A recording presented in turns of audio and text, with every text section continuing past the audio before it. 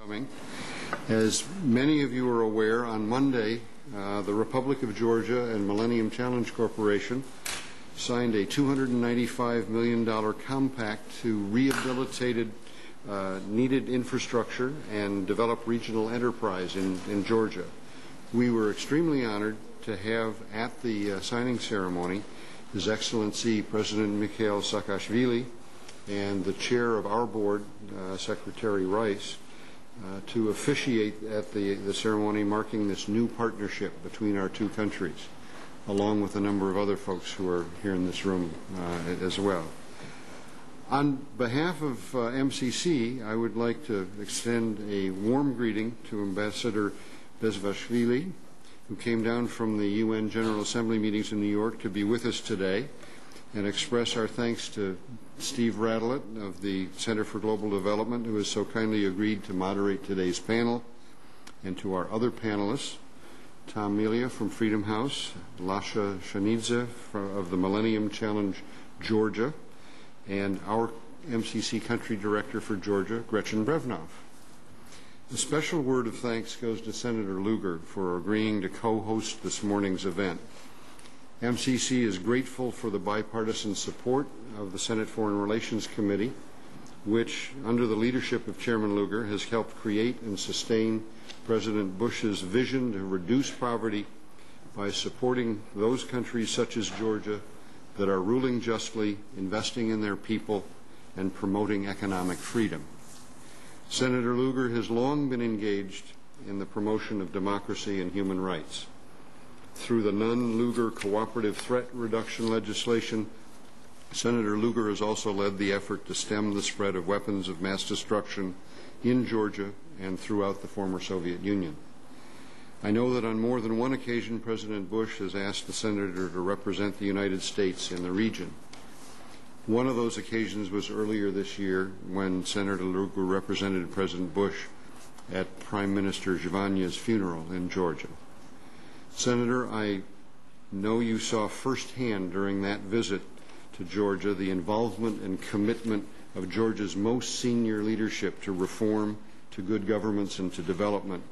It's because of these efforts that we're here today to discuss the compact between Georgia and MCC that was signed on Monday. It's a sincere honor and a pleasure to give the podium to Senator Richard Lugar.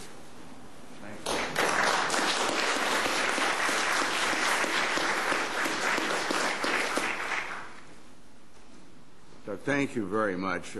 We really appreciate all of you coming today to the Senate Foreign Relations Committee room. This is a historic room in which testimony has been offered by many great people from the United States, from Georgia, from other countries around the globe that have been helpful in informing our foreign policy and in working toward humanitarian good. This is another such occasion this morning, and we greet all of you. And indeed, it's a pleasure to co-host this session on the Millennium Challenge Corporation's compact with Georgia. And I extend, as has already been indicated, our warm welcome to Mr. Gaili Bezvashvili, because he serves not only as Georgia's National Security Council and National Security Advisor to the President of Georgia, but he is a very good friend of the United States. His career in public service has been diverse. He served as the Defense Minister of Georgia, worked as an official in Georgia's Ministry of Foreign Affairs. And we all look forward to hearing his remarks today. And I thank also the expert panel on Georgia's MCC Compact, which will provide important perspectives on the process and the substance of the program as it applies to Georgia. It was my privilege during the time in which we observed the funeral of Tsar Zhivania earlier this year to meet with officials of the MCC in Georgia, who at that time were coming to grips with an outline of a plan given very, very strong encouragement by the government of Georgia. And it's an especially satisfying moment now in September to celebrate that compact. The MCC's Board of Directors has indeed approved a 5-year, $295 million compact with Georgia. And this money will fund essentially 2 projects. The first is focused on regional infrastructure rehabilitation, the second on enterprise development. These projects were developed through a broad consultative process with the people of Georgia. The consultations identified 2 major obstacles to poverty reduction and economic growth: a lack of reliable infrastructure and slow development of businesses. The first project, regional infrastructure rehabilitation, will provide support for improvements to and construction of a main road that traverses one of the poorest and most isolated regions in Georgia, enhancements to a pipeline that fuels electric power generation and provides heat to homes and businesses and other consumers, and finally, development of regional and municipal infrastructure for water supply, sanitation, irrigation, municipal gasification, roads, and solid waste disposal. The second major project, enterprise development, will supply funds for long-term risk capital and technical assistance to small and medium-sized enterprises, and will identify legal and policy reforms needed to improve the investment environment. It will also provide technical assistance and grants to farmers and agribusiness that supply agricultural products to the domestic market. The people of Georgia have responded heroically to the hope and justice embodied in fair elections, a free press, a competitive market economy, religious tolerance, and civil liberties. When I met with the late Prime Minister Zarab Zavania last December, we had an extensive discussion about Georgia's promising future and vigorous agenda to transform itself into a regional model of political and economic progress.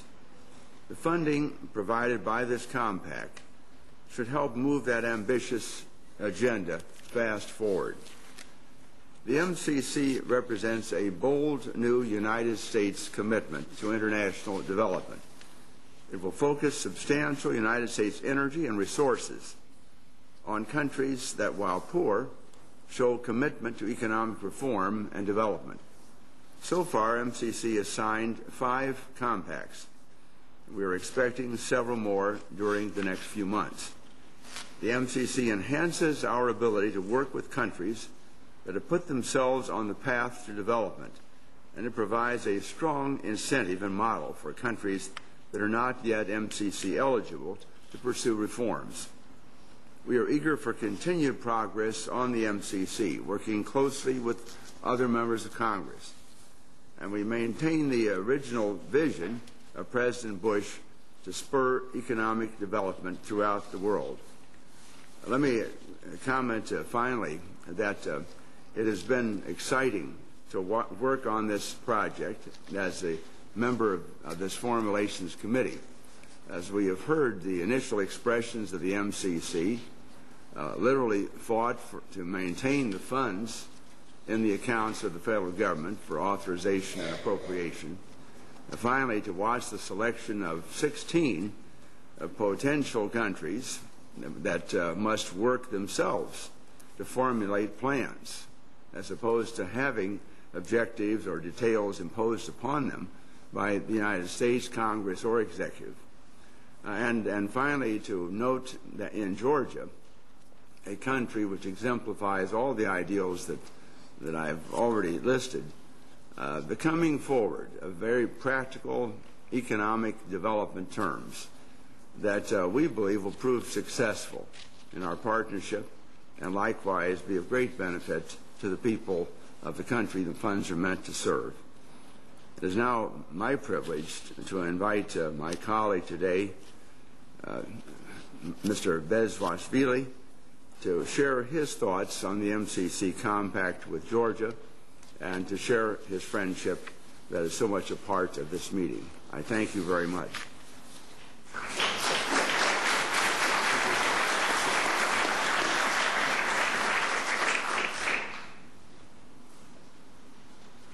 Thank you, Senator.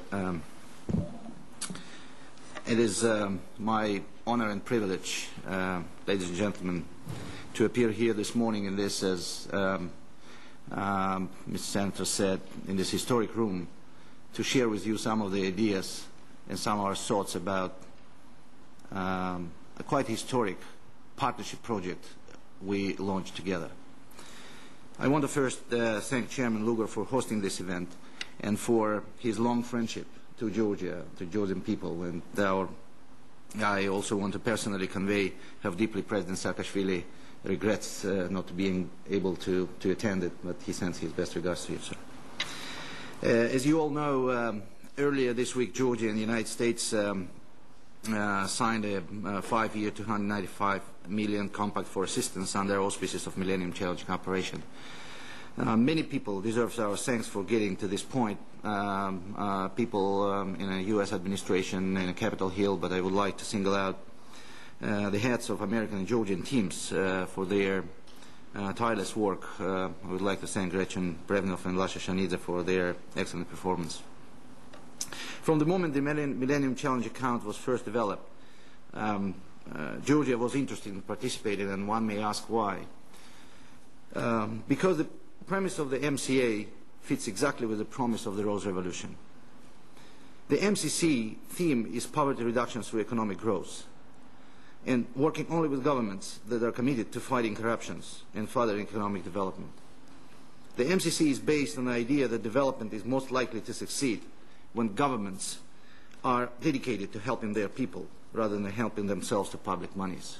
This project is for countries who are responsible, responsive, and accountable to their people. And it is my privilege and honor in this room to say that today's discussion is a kind of recognition of Georgia's achievements in this area. As all of you know, our peaceful revolution was motivated by a disgust for corruption. We have made tremendous progress since taking power. The police force was completely replaced, salaries have been dramatically increased, and public confidence has been restored. Very ambitious educational reforms were launched. University admissions are now based on merit rather than on money. Corruption cases are being prosecuted, and massive reforms of the judicial system is underway. The second reason Georgia was so interested in MCC has to do with the process of partnership, the role Georgians could play in developing the program. Over the last 14 months, thousands of Georgians attended forums all over the country to provide ideas. As a result of this exhaustive consultative process, Millennium Challenge Georgia received 600 proposals from Georgians. It was these Georgians' ideas that formed the basis for the Georgian and U.S. teams to develop the program. This is a learning process at the same time. Georgia is learning how to be a responsive, responsible, and accountable partner, and how to behave in a partnership. This is another value of this program. As you will hear in greater details in the panel discussions, there are 5 major activities that will be funded under the compact. These activities fit with the national priorities of Georgia to rehabilitate critical infrastructure and stimulate economic development. Together, we will rebuild a road that will connect the Samtskhe-Javakheti region, as the Senator mentioned, the region with the highest level of poverty, with our capital opening unprecedented economic opportunities for that region. In a partnership, we will rehabilitate a gas pipeline that will ensure power is generated reliably and homes are heated effectively. In a partnership, we will fund municipal infrastructure projects throughout Georgia, improving water supply, irrigation, and waste disposal for rural areas of Georgia. Together, we will capitalize on small and medium-sized businesses, generating jobs and stimulating economic activity. Together, we will support agribusiness grants that increase agricultural activity and provide opportunities in rural areas.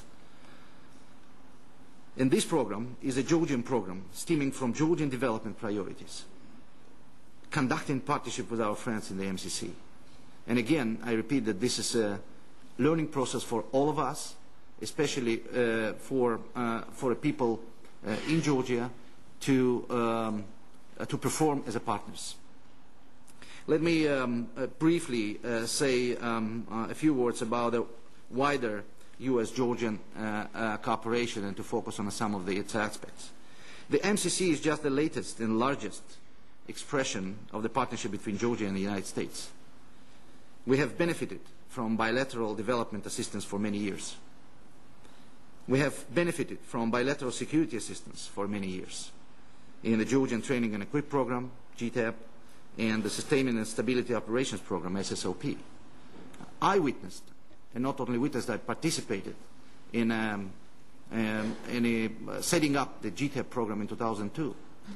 And many of you may know that today all Georgians believe that that program helped us to create a core of our army. It has changed dramatically the culture, a military culture in the country.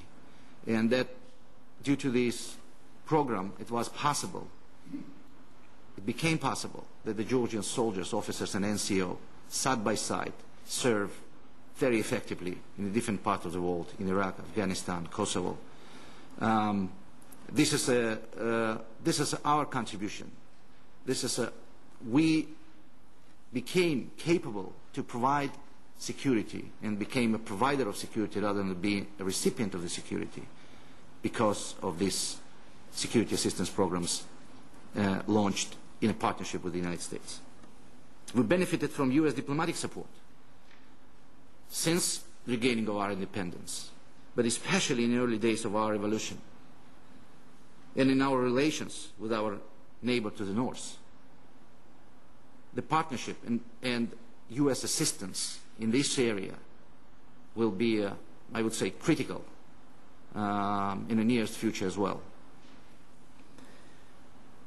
As I mentioned, our troops deployed in Iraq and Afghanistan, serving side by side with American forces. This is also output of the continuous and effective bilateral security programs made in a partnership. In short, Georgia and the United States have a partnership based on shared values and shared interests. And I think day by day, performing in such partnership programs, we prove that this is a core core basis for our partnership. Implementing the MCC Compact will serve to further deepen our partnership and strengthen our bilateral relationship.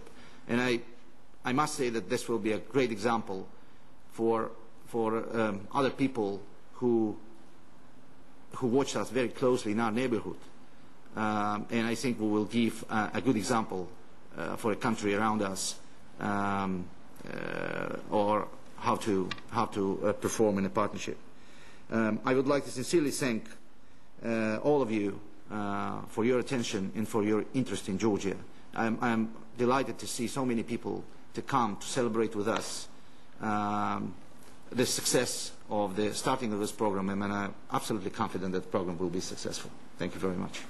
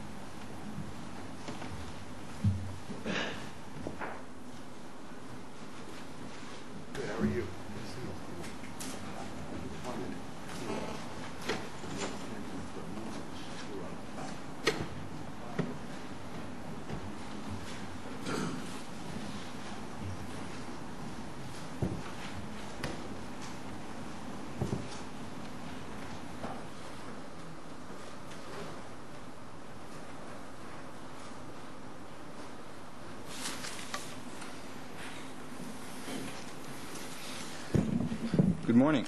My name is Steve Radlett. I'm a senior fellow at the Center for Global Development. I want to welcome everyone this morning and thank the ambassador, thank Senator Lugar for their wonderful remarks to kick us off this morning.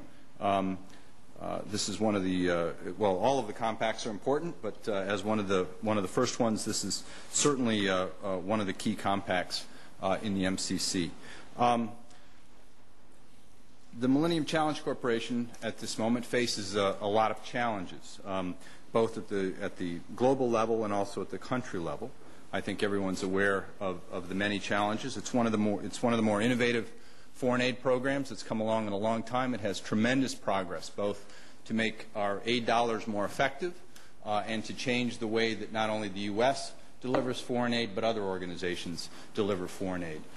It's got great promise in terms of how it selects countries, in terms of how compacts are developed to give countries much more say and much more ownership in setting priorities and developing programs, and it has the potential to be very innovative in terms of how programs are assessed and how we learn from what works and what doesn't work.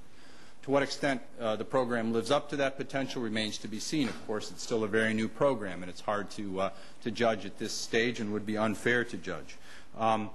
They face the challenge of establishing their operating principles while at the same time implementing new programs, which is difficult for any organization to do. They're facing a change in leadership at the moment while the institution is really still being established. And they face the challenge of establishing large programs in the context of limited budgets. And these are big challenges that face all of the programs and the corporation as a whole. There are also challenges at the country level, and I mean these in the good sense. The challenges are good things. To be innovative, you have to face challenges. How do you establish a participatory approach? What does that mean? Who do you consult with and who do you not consult with? And once you consult with everyone, how do you decide among the many different priorities? What's meaningful, what's not? And especially, how does that work in the context of a democracy, which is supposed to be representative already? There's no right answers to these questions. The MCC is struggling with this, as are other aid organizations right now. But it's a big challenge at the country level. How do governments, already overstretched, without very many, without lots of staff that are sitting around with nothing to do, how do they take the time and devote the resources necessary to develop a good program? These are complicated. They take time. They take energy. And most governments just don't happen to have 5 or 6 people lying around that are really capable with nothing to do that can all of a sudden take several months and develop a program. So how do governments respond to that and think within their limited resources how they can develop a good, solid program? How does the MCC balance strong oversight versus a small bureaucracy? It's by design a relatively small bureaucracy, and we want to keep it small, but we also demand that it has strong oversight. And how do they balance those competing interests? How do they have a light touch while at the same time allowing for a country-led approach? We want good oversight from the MCC, but we also want a country-led approach. And there's a real inherent tension in those goals. How do you show measurable results and show that money is being well spent? While we know that development takes time, and some results just aren't going to be seen for many years, and some things just aren't measurable, no matter how hard we try. So how do we have a results-based system where we can see the results in a reasonable amount of time, given the constraints that we have in measurement capabilities? So these are the challenges that we face. There's no right answer or no wrong answer, but we have the opportunity today to talk a little bit more in depth about how some of these challenges of governance, of the substance on economics, of monitoring and evaluation have taken hold. And we've got a great panel who are knowledgeable about what's going on with this particular program to talk about some of these tensions and some of these challenges and some of the other challenges that they face. Let me introduce the 3 panelists, and what we'll do is we'll just have brief remarks from a couple of them, and then we'll spend a lot of time in discussion and questions and hopefully have lots of time for input from you where we can look at some of these challenges in more depth. Our first speaker will be Lasha Shanidze, who's the Chief Executive Officer of the MCC in Georgia. He's a bright, energetic, smart guy who's been put in charge of the program. He's got a bachelor's from Clark University here in the United States and a master's in law from Oxford University. He's got a variety of experiences in many different international organizations and law firms. He's worked for a while for a law firm in Moscow and then came back to Georgia last year to head this effort to lead the process of developing the proposal and establishing the MCC. So we're really pleased to have Lasha with us. We also have with us Tom Malia, who's the Deputy Executive Director of Freedom House, one of the leading nonprofit NGO organizations that looks at democracy and governance issues around the world. Tom was previously Director of Research at the Institute of Study of Diplomacy, and he's an adjunct professor at the School of Foreign Service at Georgetown. For about a dozen years, Tom was at NDI, the National Democratic Institute, where he was the Institute's vice president and also managed programs in Central and Eastern Europe. Before that, he was with the AFL-CIO, the director of the Free Trade Union Institute of the AFL-CIO, and before that, he was on Senator Moynihan's staff. So Tom's been around a long time in different capacities in Washington, and he'll have some interesting things to say. And we also have with us Gretchen Brevnoff, who is the country director for Eurasia for the MCC, where she has been the main person at the MCC overseeing the process in Georgia. Before she joined MCC, she was at the International Finance Corporation, the IFC, which is a wing of the World Bank, as most of you know, where she was an investment officer working in Eastern Europe and Russia. And she managed IFC's restructuring and privatization programs for agriculture and land transport. She's got an MBA from Harvard Business School and a BA in economics from Vanderbilt. So she brings a great perspective to this as well. What we'll do is we'll start with Lasha to describe the program and the process for a few minutes, and then turn to Tom to give us some remarks on governance and democracy in Georgia more broadly, and then we'll open it up for some discussion. So Lasha, the floor is yours.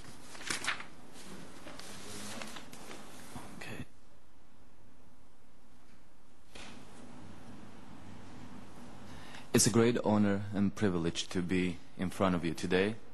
I thank you very much for introduction. Thank you very much for being here. Today we will be discussing the program, Millennium Challenge Compact with Georgia. I'll briefly go through the process that we went through prior to today's date. It all started in May 2004. And it all started by government calling for particular support and help from Georgians all around the world.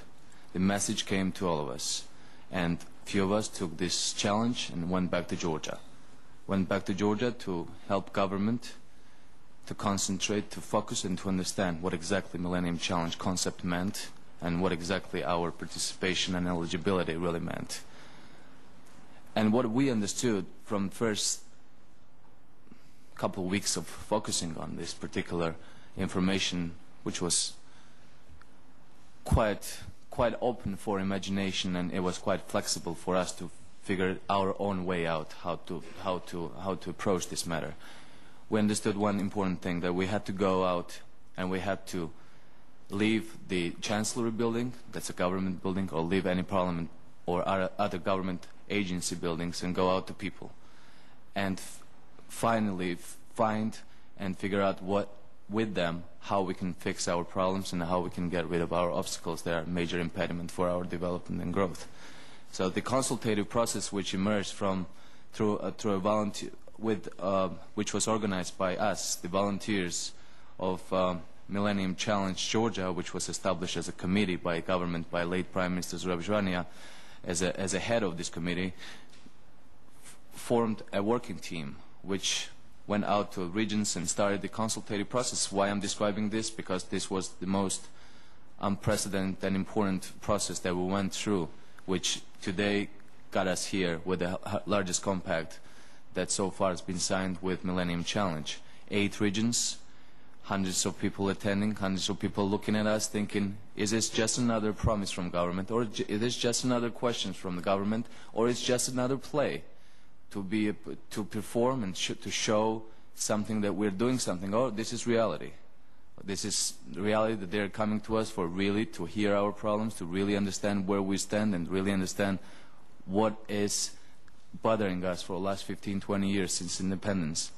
And it was really difficult to look in their eyes and to be not sure also where we stand with Millennium Challenge, because there was no relationship whatsoever with the corporation, and it was just eligibility detection from them, and we had to write a proposal and we didn't know the consequences. We knew one thing, it was a competition. We knew one important thing, that we had to do it very well in order to get through this process, and we couldn't really make any promises to these people. We just had to ask them once again to help us with their ideas, with their opinions, with their thoughts, starting from those farmers who walked into one of those meetings and we saw a Georgian and American flag and said, so what, these flags and this flag, so what are you going to do for me and my cow? I mean, if you are telling about poverty reduction, we have a problem with feeding of my cow. I have a problem of getting to another village. I have a problem of infrastructure. I mean, is this just another promise and few of big guys will benefit from it? And the answer was, it's for you. It's we're working and we're thinking how we can exactly assist that red chick man that sits right there, and he doesn't make any more statements. He's just been very, very critical, because based on the previous experience of dealing with government and promises, no work being done.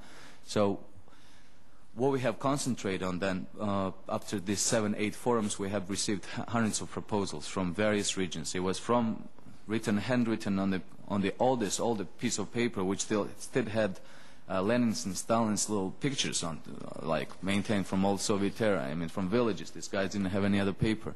So they wrote, we want to fix this particular bridge, because this bridge is something that connects us to center. And we want to fix our communication systems. We want this, we want that. But 600 proposals, after categorizing and putting them together, we got to the understanding that it was infrastructure. There was a major obstacle, which government also believed in, but it was consistent with people's thinking. And secondly, infrastructure, fixing infrastructure. There were a lot of projects and opportunities, as traditionally always existed in Georgia in agriculture sector and in tourism. Georgia used to be the top destination for Soviet tourism. It used to be a top destination of Georgian products, had a top demand in a former Soviet Union as a market for our agricultural products. We've shaped up, it's a long process, I would like to make it short. We've shaped up this proposal based on understanding that we have had, based on our priorities, as Ambassador Bezhuashvili well mentioned, that Rose Revolution's, post-Rose Revolution priorities were priorities that were coinciding with, most of them were coinciding with people's priorities. And these priorities were met and were well expressed in our proposal. We'll discuss more in details the particular components based on your particular questions, but we have two directions: infrastructure fixation for these people to have access to hospitals, to schools, to centers, to markets, to sell their products, and secondly, with infrastructure to do investment in enterprises to jumpstart the dead economic life. The life is totally not existing in economical sense in regions of Georgia. So we would like to put first incentive and really make Millennium Program a historic program for Georgia, because countries don't usually do jump start of their economic growth too often. This is once in a millennium opportunity. Thank you very much.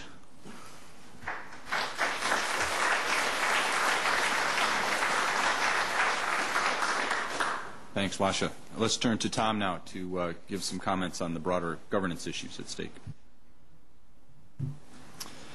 Well, thank you, Steve, and thank you, the Millennium Challenge Corporation, for inviting Freedom House to be here, and thank you all for coming for the conversation. I'm going to just tell you two things about Freedom House, and then I'm going to talk a little bit about Georgia, and then I'm going to talk about our publications about Georgia, and how they relate to the Millennium Challenge Corporation's decision to enter this compact with Georgia.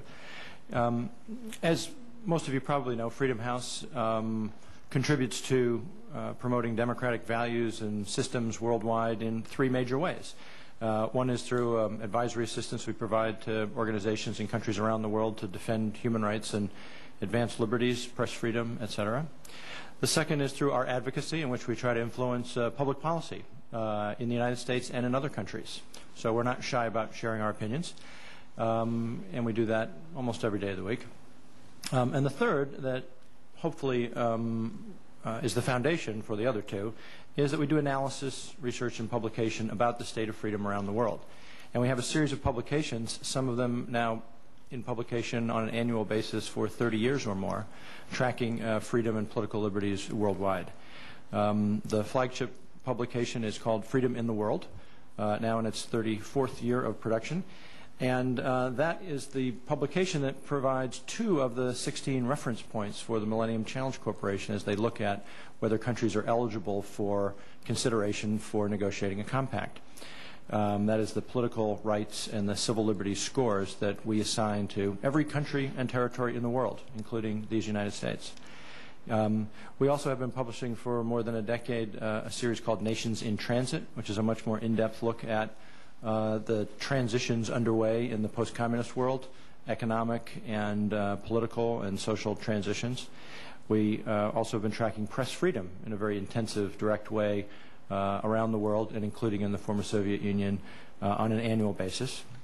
And we do a number of other publications, reports, and analysis. So all of them are presented by country and regional experts, sometimes Americans, sometimes people living in the countries we're looking at or in the regions we're looking at. They go through a fairly rigorous review process, and we try to place our analysis of each country in a comparative context so that we are trying to draw our conclusions, make our observations with reference to a universal standard of human rights and political development.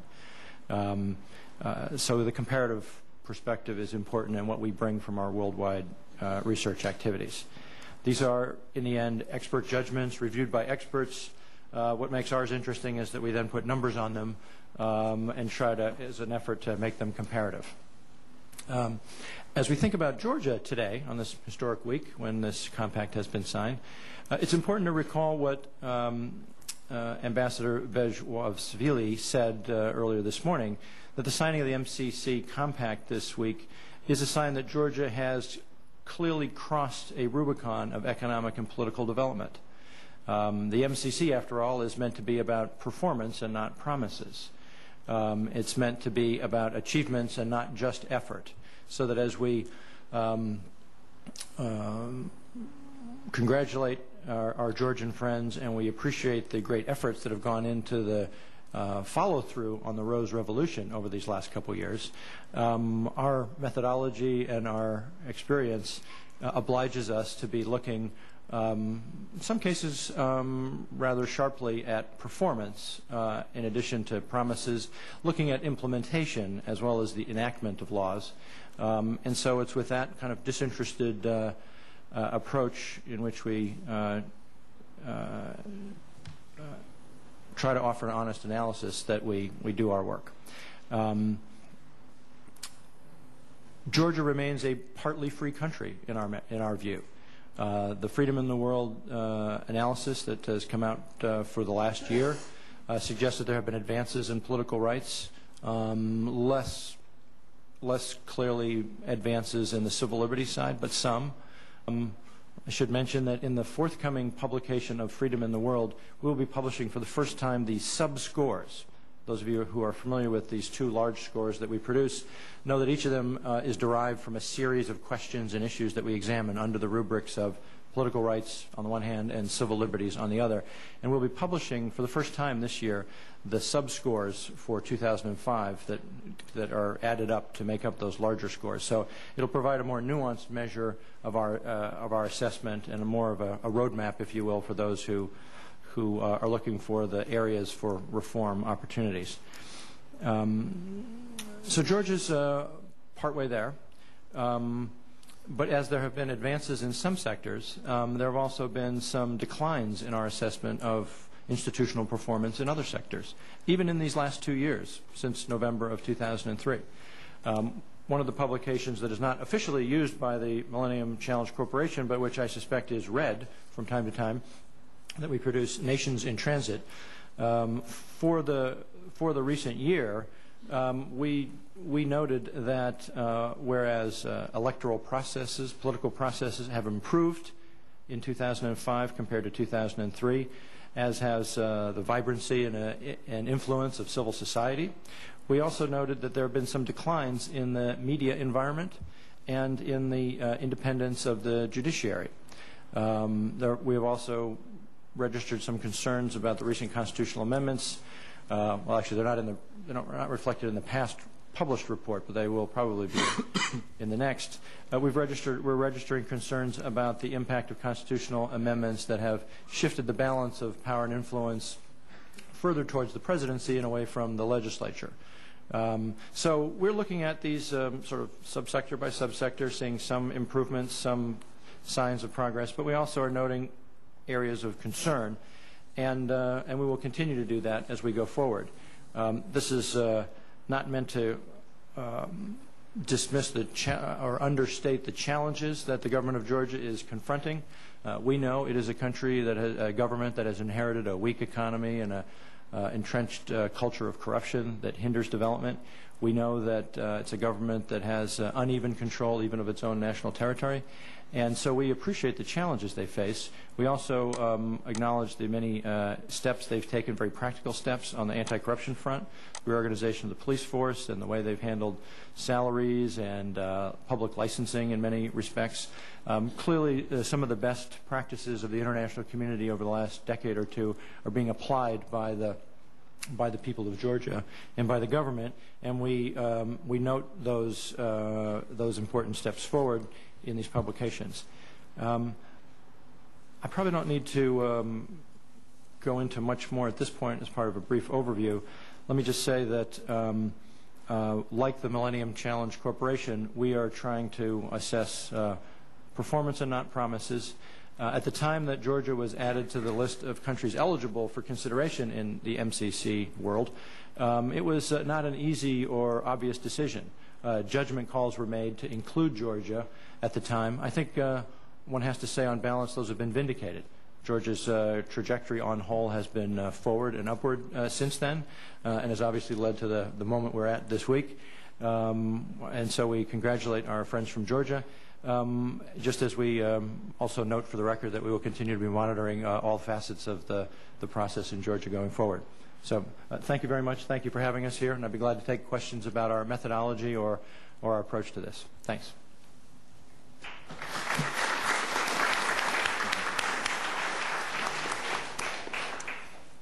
I think Gretchen wants to hold her fire and be available to answer questions as opposed to start with some remarks. Is that correct? I'd like to start actually with two questions, and then we'll turn to the audience. I want to ask one about a little bit more detail on the process, the participatory approach, mostly to Lasha, but a little bit to Tom, and then one on monitoring and evaluation and measuring results. This issue about participation and how to get a country-led approach is all the rage, really, among donors, and I think for good reason. But we really don't know how it works best, how to bring in lots of different views, and then to sort through those views and set some priorities. It's affecting lots of donors, from the World Bank to the Global Fund to most of the bilateral donors are struggling with this.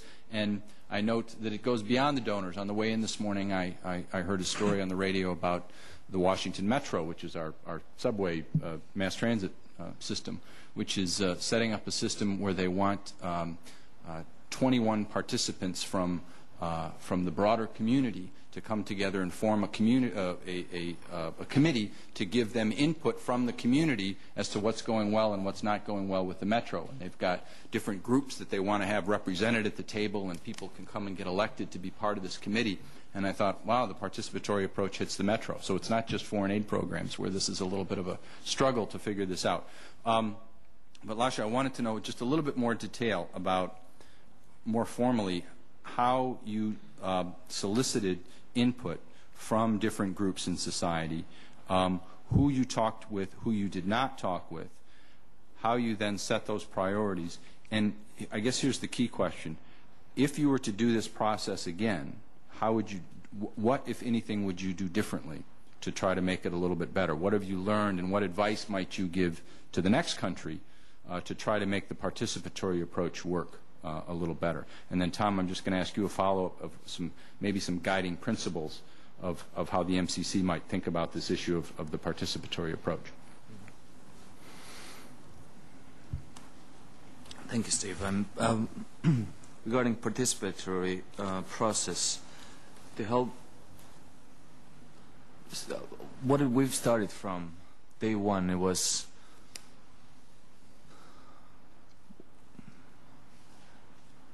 Prime Minister opened up the process for inviting, first of all, inviting professionals, secondly, inviting all sectors of Georgian society to participate and understand what Millennium Challenge concept meant for Georgia. So what it meant was we're sitting in Prime Minister's meeting room where we had approximately 25 people. It was the first weeks of brainstorming how to deal with this particular matter. I mean, the working team was asked to prepare analysis from a website and from general analysis what it meant and what was the process would have been like. And obviously we've advised the committee, government committee, which included executive branch, which included the ministers, which included prime minister, which included president's administration, which included parliament representatives, MPs, included journalists, included NGOs and businessmen. It was a wide range of representatives, and let's say average 3 persons were represented from each sector.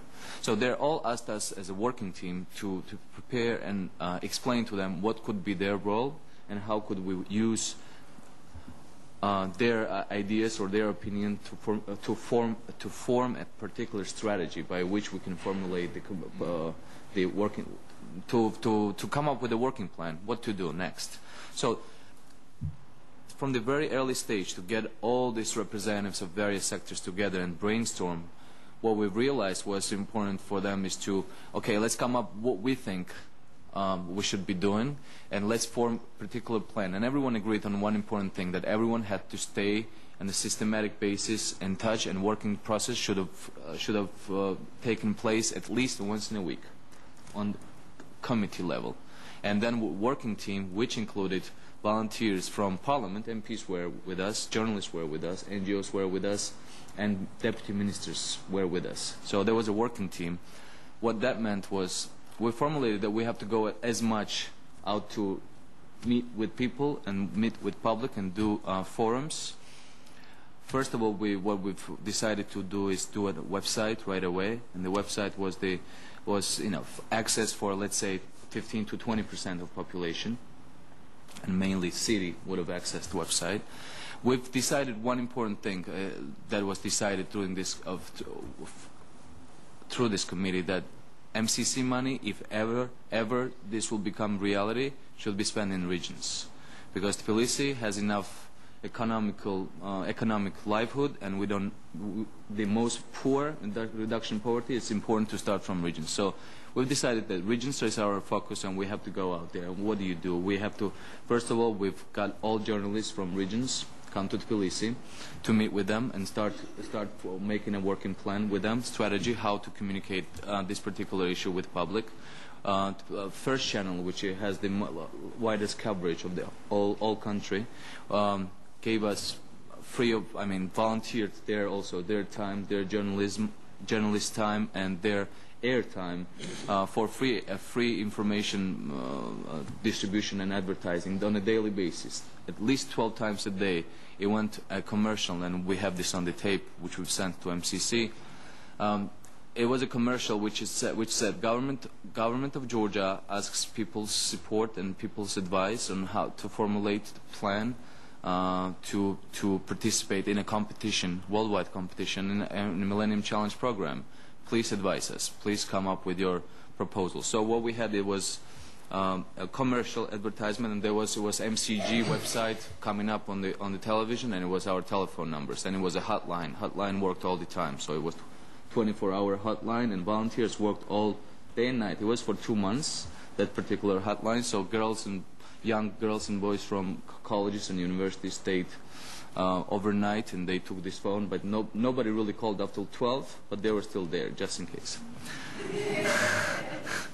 They had fun to be important and to be with people and to wait for something special to come up, because the process was amazing. By people coming in from mountainous regions, they usually don't come down to Tbilisi. They come, 8 of them, all family were coming down, all dressed up with this uniform, mountainous uniform, and saying, "Is this millennium in Georgian?" Millennium in Georgian, it translates and means a lot in the word itself.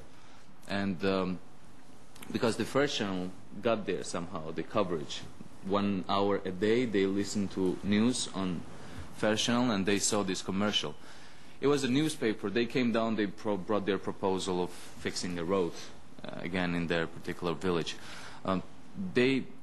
We had a newspaper coverage every day. In the newspaper, we had this piece of application format, and had various types of priorities. We've set like 8-9 priorities at the first stage. We've looked at government reform, we've looked at education, we've looked at infrastructure, we've looked at training of government officials, various priorities. So we've sent it out on the newspaper, and people could cut it out and click on what they thought was important for Georgia, for getting rid of those obstacles that currently are in place. So there was another way of approach. And then forums, going out there, sending volunteers 2 weeks in advance, making a big poster on a theater or city council on this particular city of that particular region, hanging out there. In this particular date, the forum will be held by Millennium Challenge Georgia, so people were aware 2 weeks in advance, and we're bringing the big boxes, MCG boxes, wooden boxes. It was like post box, which somebody could have gone in and dropped their idea and proposal. And by the way, there was a very, very effective tool of communication, because then City Hall representative was bringing this box back to us into Tbilisi. So there was a way to really get to those remotely located people who cannot come to Tbilisi, who don't know how to use internet and cannot really get to you. So we got these boxes out there, and in 2 weeks we did forums. On forums we had all distributed questionnaires and formats, and these questionnaires we didn't leave before they didn't fill it up. So we asked them, it was sort of obligation for them to have this big PowerPoint presentation and discussion. Then we asked them for a favor to fill this out, and there was another resource for us in the process. And obviously this is all on the ground with people, but we always had with us MPs and ministers coming to these particular forums. They dedicated their time. They were very busy, but going out to destroyed highways, to like 3-4 hours on the road, spending all day there. They're very busy people, but they were there to talk to people, to be with us, be on panel. We had panels like this, and we had people like this, and then we had all various ministries, businessmen, famous businessmen that don't really go out to and talk to people. I mean, they were with us all the time. So people felt the importance of this program and possibility of using this opportunity. Let me just ask you quickly, if you could change anything to do it differently, how might you, looking back, how might you improve the process if you were to do it again? It was a unique process, and a unique process. I don't think.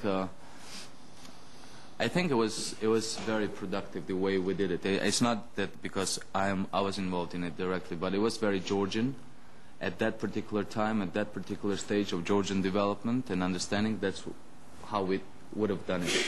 And today, obviously, we would have done, if we had more, we would have covered more regions. Instead of 8, we would have done 12, for example.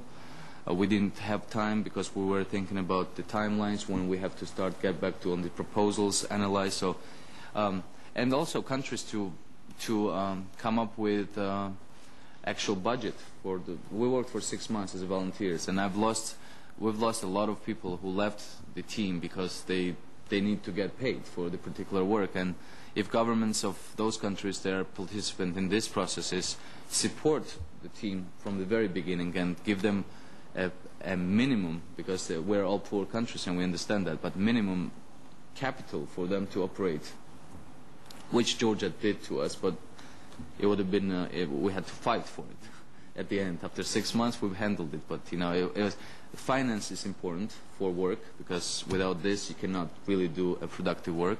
And secondly, just consultative process continues today. Whatever we would have done then, we're continuing to do today. More and more communication with NGOs.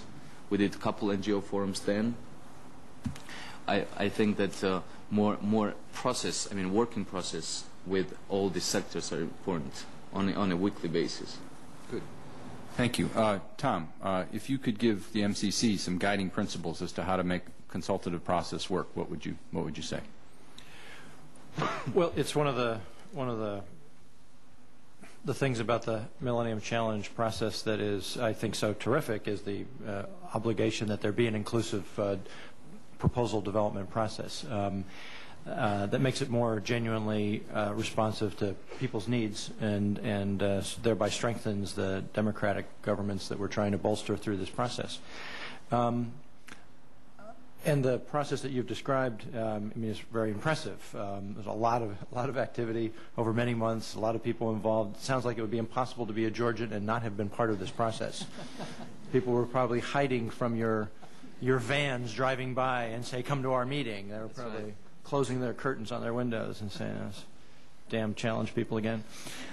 So that sounds great. That sounds terrific.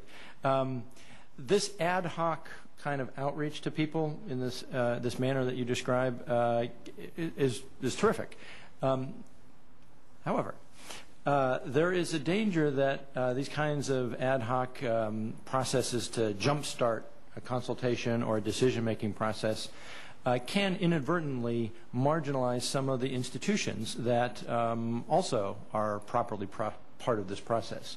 Now, you talked about incorporating members of parliament and mayors and other people in these hearings and so on, which is fine, but ultimately, as part of the consolidation of a nascent democratic system, due respect has to be given to the proper functioning of all the institutions of government, which I expect is being done and will continue to be done in Georgia. But this week we're reminded of the impatience of good political leaders to sometimes move things forward, and they get impatient with those institutions of a democracy that sometimes slow them down. I'm reminded of this week as we're thinking about our Supreme Court and its composition, that there was a time, once upon a time, when a great can-do president named Franklin Delano Roosevelt became impatient that the Supreme Court was not approving a lot of his New Deal initiatives to reform the economy, and he decided he was going to restructure the Supreme Court to marginalize the influence of these 9 old men, that he called them. And the impact of that effort to change the system to make it more responsive to his agenda was that he alienated a lot of his actual and potential and real supporters in the Congress. The Democratic majority, which was vast at the time, became alienated to some extent from Franklin Delano Roosevelt not because he sought to curtail the powers of the legislature, but he sought to manipulate the way the Supreme Court was working. And that set him back on a larger scale for some time in his dealings with Congress and in moving his agenda forward. So I was reminded of that in this context because we're thinking about the way our court works this week. And so it's a reminder to us all, I think, to think institutionally as well as about how to use these ad hoc expedited procedures as well. And I think it sounds like Georgia's found the right balance. But as I mentioned earlier, we have some concerns about the role of the legislature in the new constitutional arrangements in Georgia. And so we'll continue to look at that and see if they're living up to their responsibilities to provide the proper oversight and play their role in this process going forward, as well as other parts of the Georgian institutional infrastructure. And I would just throw out one other consideration. I don't know where it fits into this consultative process or into the conception of what these infrastructure and other projects will look like when they're completed. But how do the question of inclusion raises the question about Abkhazia and South Ossetia. And I guess one would wonder what the thinking was about how to approach those regions or to think about infrastructure in a way that ultimately leads towards national reintegration, and whether there was any participation from the peoples of those regions in this process. Thanks, Tom. I'm going to hold my other question and turn to the audience. I have lots of questions actually on the monitoring and evaluation and on the gas line and private versus public and on the regional development fund. But I'm going to hold my questions and turn it over to the audience and open this up to hear your questions. If you have a question, raise your hand. I'll call on you. Please state your name very clearly and your affiliation. And then no long speeches or commentaries, but a question, please. And if you want to direct it to one person, that would be helpful. So, yes, please.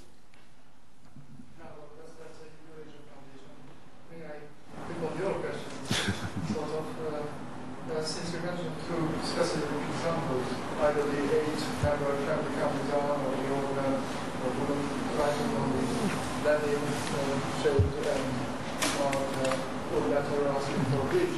So any of those specific projects, how about project management? You have a very small team. How about monitoring? How about evaluation? Give one or two examples about this. Thank you. First of all, when we've started the process, as I mentioned, it was a large committee and it was a working group of 18. Then this working group got reduced, it went down to 1 or 2, and then since December we're building up a team again. What is important to understand is that Georgia fully understands this particular challenge as a program, and the particular challenge that it imposed from all various sides, starting from actually getting to this stage and then to implement this project successfully. What we have in place, and this is something that I'm proud of already, we have office. We have office which is called Millennium Challenge Georgia Fund, and which has approximately 15 full-time professionals in it already, and we're in the process of a very aggressive process of hiring and looking for right millennium type of people in Georgia to fully support this project and make this program successful in implementation phase. We have both monitoring and evaluation director, the most experienced one of the experts in Georgia that joined our team. We have public outreach director, which is another important area for Millennium Challenge, and we have her, an honor to have such a professional in our team.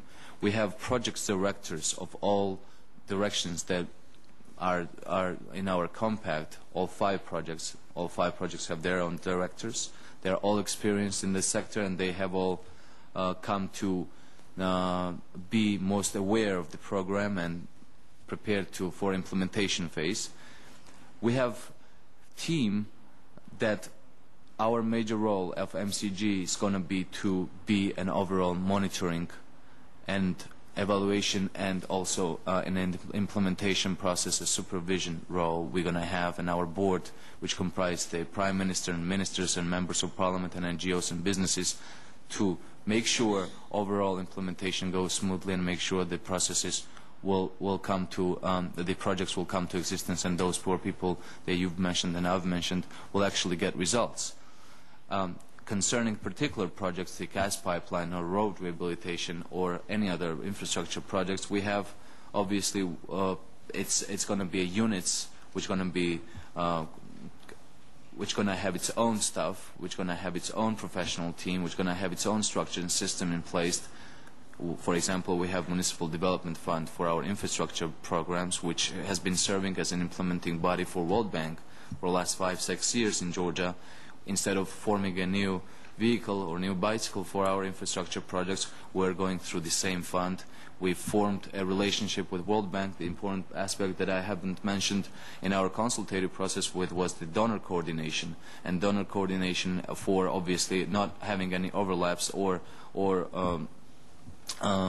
any overlaps or duplications of our program in the sector. And this process have emerged now today in cooperation where we are going through, and Georgian government has ability to concentrate its existing resources from donors in infrastructure sector and go through the particular institute or mechanism which has already in place procurement mechanism, in place monitoring mechanism, in place management mechanisms. So we're going to have one of contractors, let's say this way, Millennium Challenge contractors, going to be MDF, the Municipal Development Fund.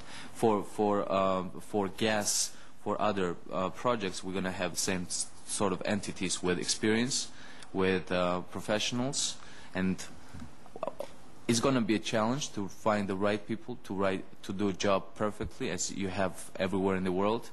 But we are working on it. We are doing so far very well. And we have a lot of hopes and a lot of trust in our abilities to find and to communicate and to get this process going further. Good. Thank you, Lasha.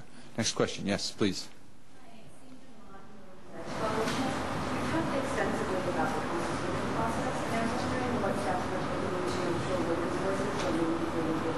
The question, for those of you that didn't hear it, was what steps they had taken to make sure that women's voices were heard as part of the consultative process.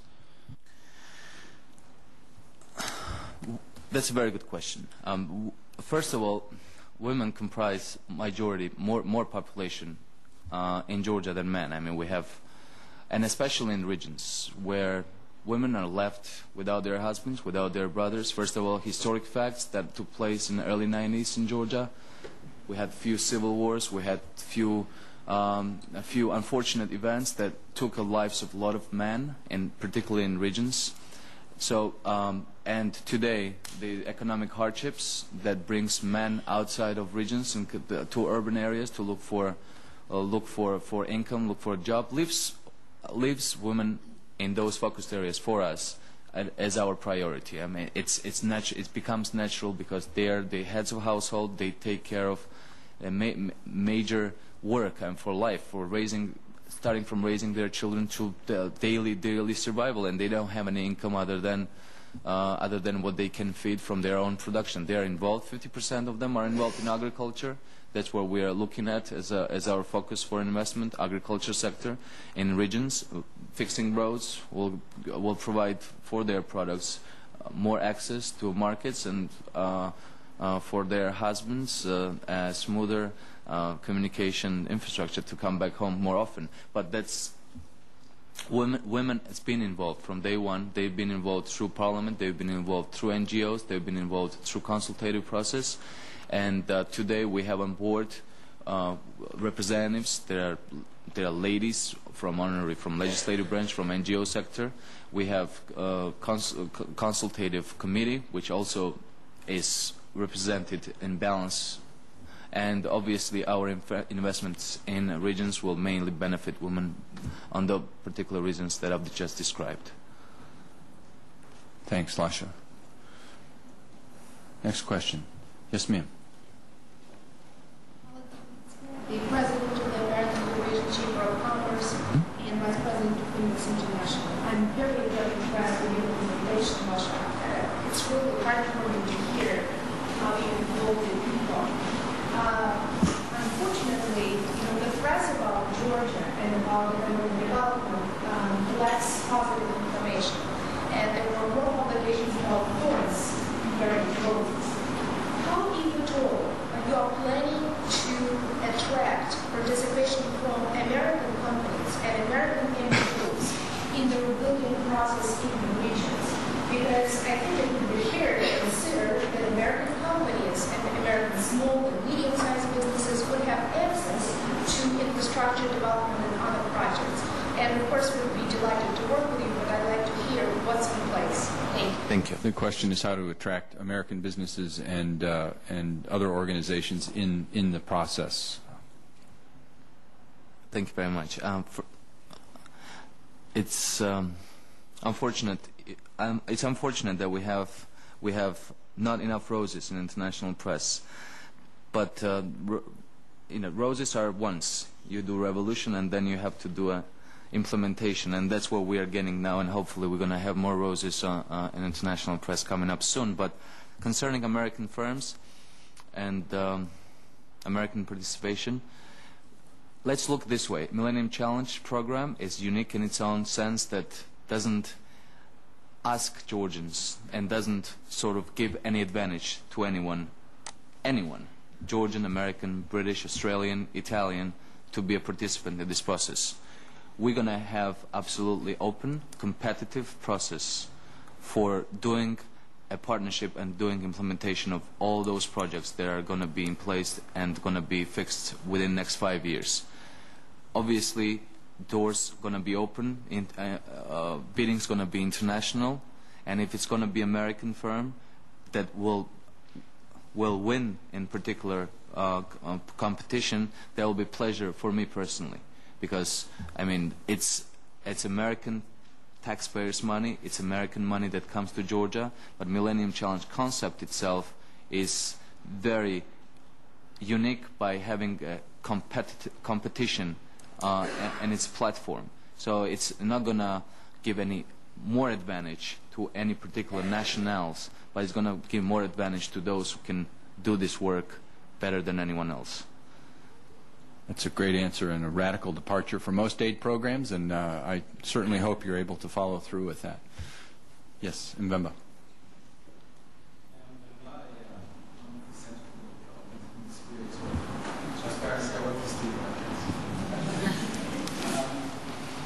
So congratulations, first of all, congratulations on this performance in compact.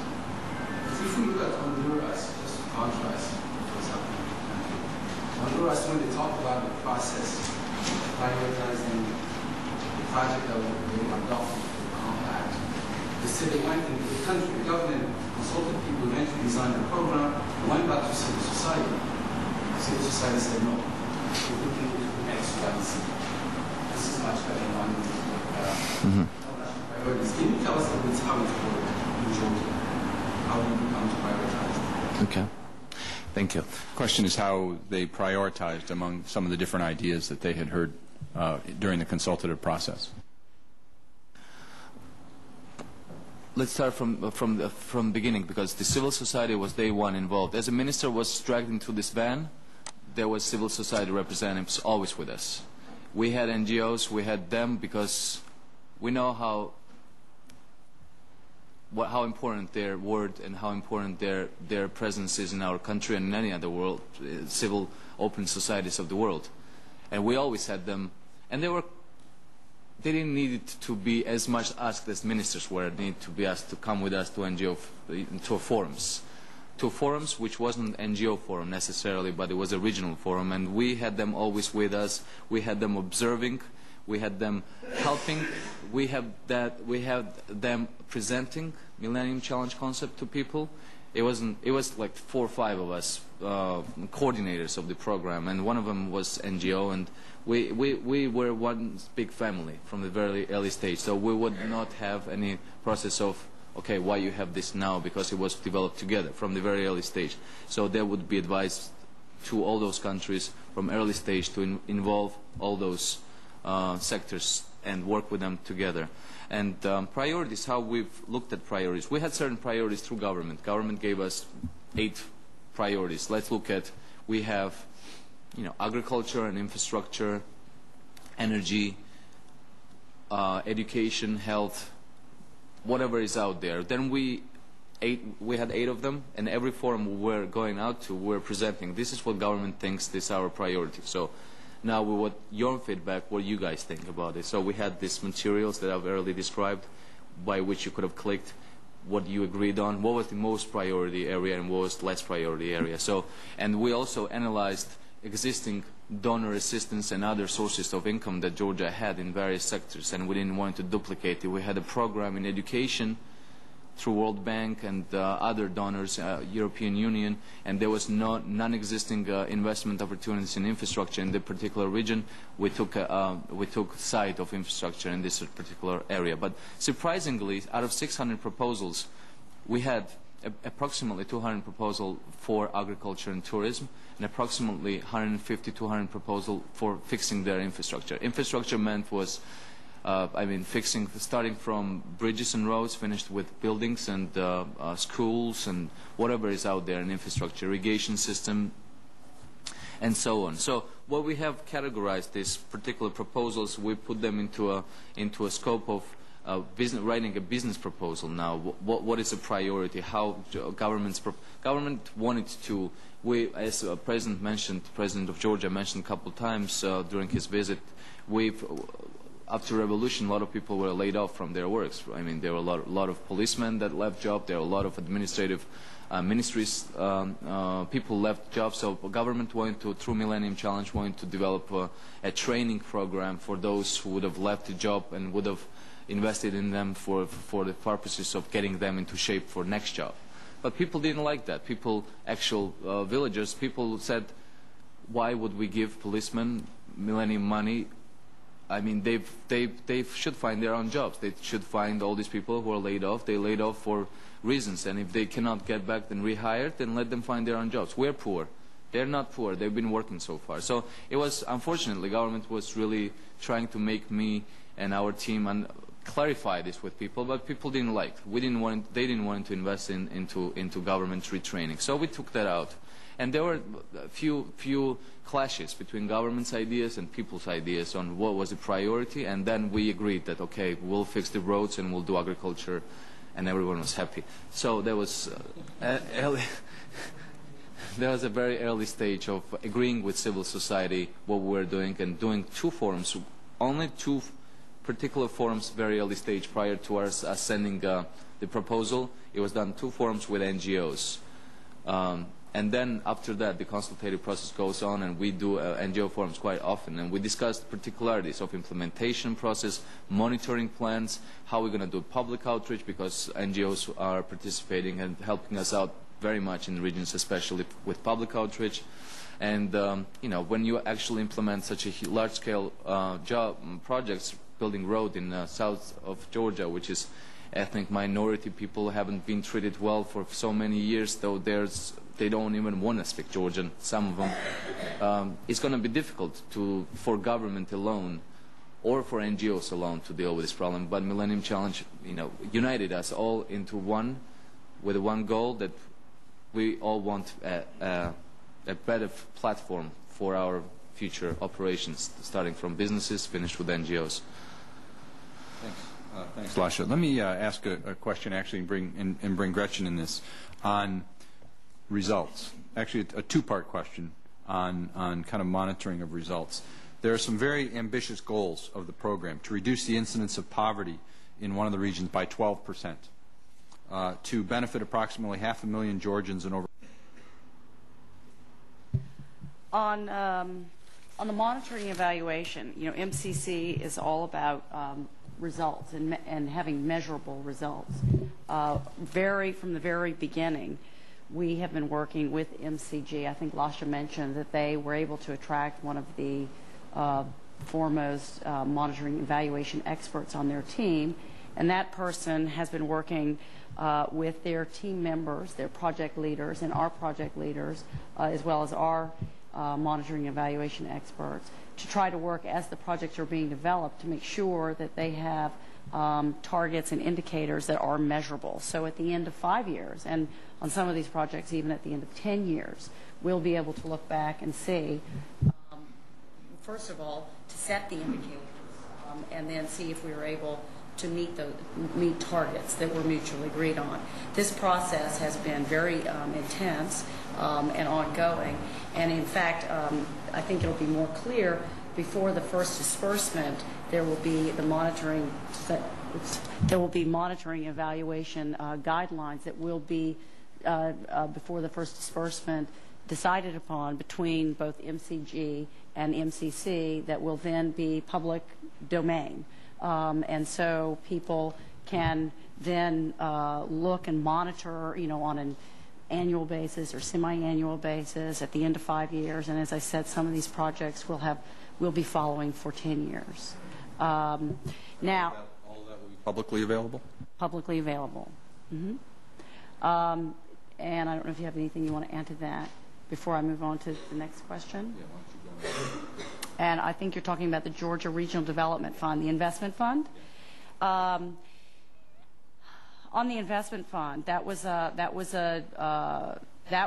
in the original Georgia proposal, that was originated really from the consultative process, because as Lasha said, they had a lot of proposals that came in, and a lot of them, while they were predominantly infrastructure related, several of them were, we need investment, there is no investment outside in the regions.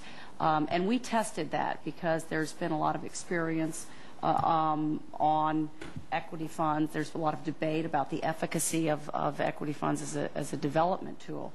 We debated that with the Georgians, did a lot of due diligence, and what we were able to find, we worked with the banks and the other donor agencies, what we were able to validate is that there was a gap for, you know, while there were some loans available, there was microfinancing available, what was not available, and there is investment in Tbilisi, but outside of Tbilisi, there seemed to be just a gap for risk capital. People were not venturing, investors were not venturing outside of the capital to make investments for a lot of different reasons.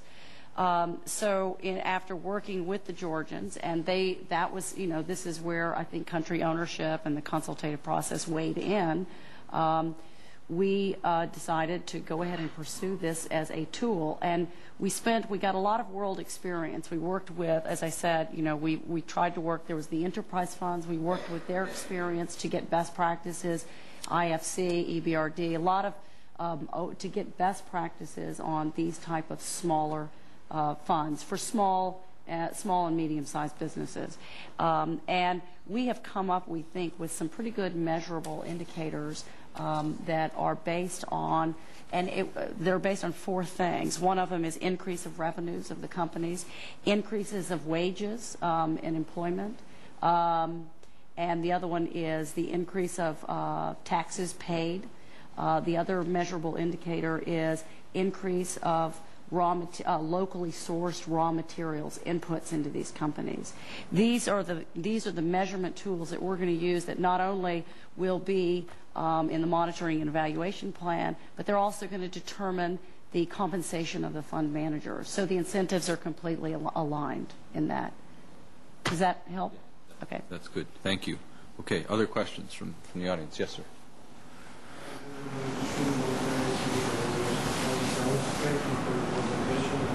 Sincerely congratulate you with this major achievement. I think that without exaggeration, this can be compared to the Marshall Plan for Georgia.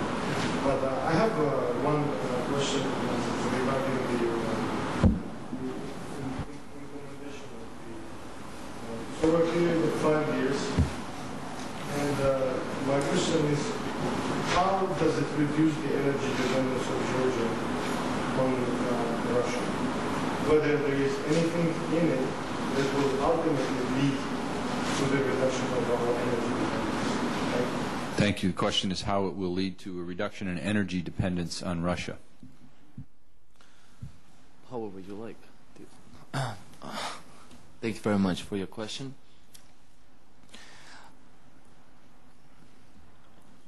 Energy dependence.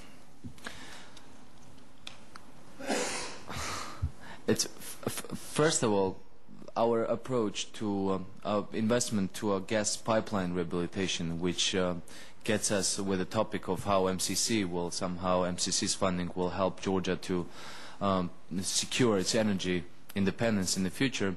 I'll just point out a few facts that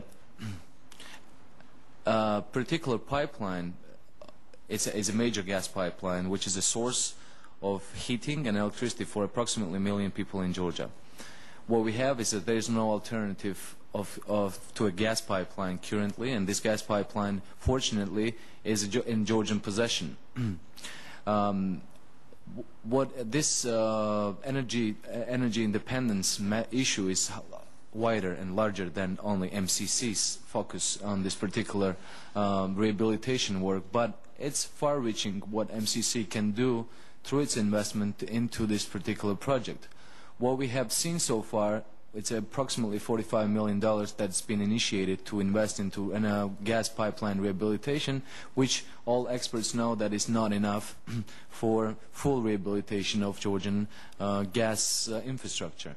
But what we experience is enormous interest for various other donors and various other sources of capital on entering this particular market and helping and investing into Georgian gas infrastructure sector, which means that eventually, not eventually, but exactly this particular funding generated, first of all, avoided and helped Georgia not to sell the particular pipeline, which was the subject of discussion earlier a year ago, let's say, and we had no other option. Georgian government looked at this gas pipeline as a project which was enormous. It has enormous danger for population in the region living there, because it would have not known where would have had a catastrophe for being in such a shape as it was.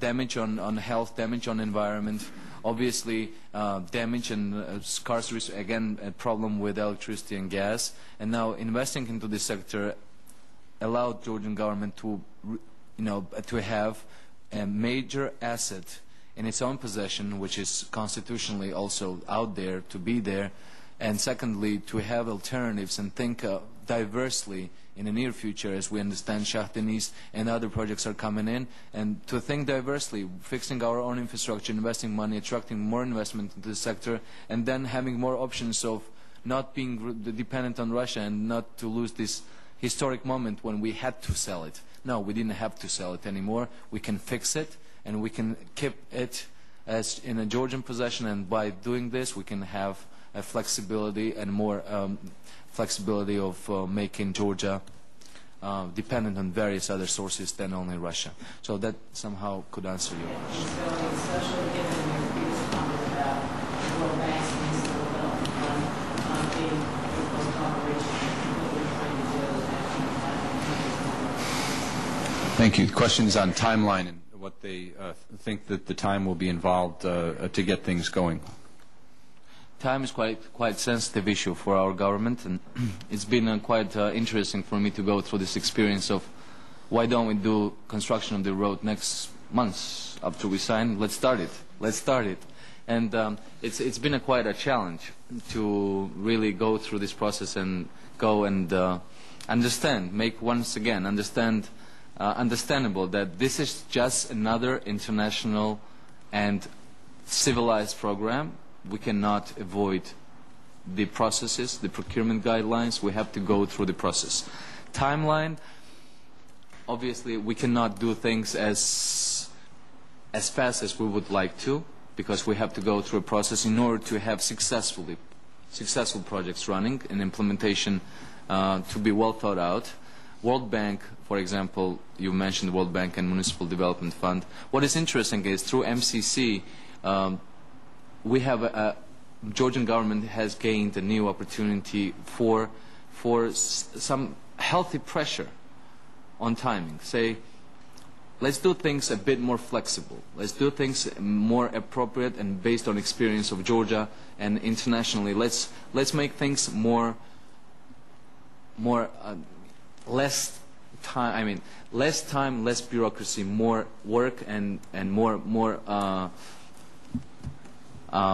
fast results. But there's going to be a golden medium. We cannot do much of a exactly like World Bank is doing their procurements. We're not going to do exactly like Georgian government does procurement usually from its budget. But it's going to be a golden medium, which is most likely going to be closer to World Bank, and we fully understand it, and the Georgian government fully, and Georgian people is being communicated on this, that we're not going to have roads in 2 years. It's going to take time. We're not going to have projects done in a year. It's going to take time, but that's why Compact is for 5 years, but that's why we're currently, and we have been working so hard to make sure that we're preparing grounds and not losing time and doing things in parallel to do as much possible preliminary works to be prepared for procuring and for being able to actually implementing projects. So we're doing the parallel regimes, but it's not going to be as long as we all remember the donors program, but it's not going to be as short as we wish to. It's going to be golden medium. Thank you. I think I speak for everyone here in congratulating Lasha and the ambassador and the entire team from Georgia, the entire team from the MCC, and also in offering our best wishes and hopes for success. We'll all be watching carefully. Lasha, one last thought? Yes. Thank you very much. I just wanted to get back to the question that was left open here regarding how Georgia envisioned Abkhazian and Ossetian matters and how we thought about this for the future.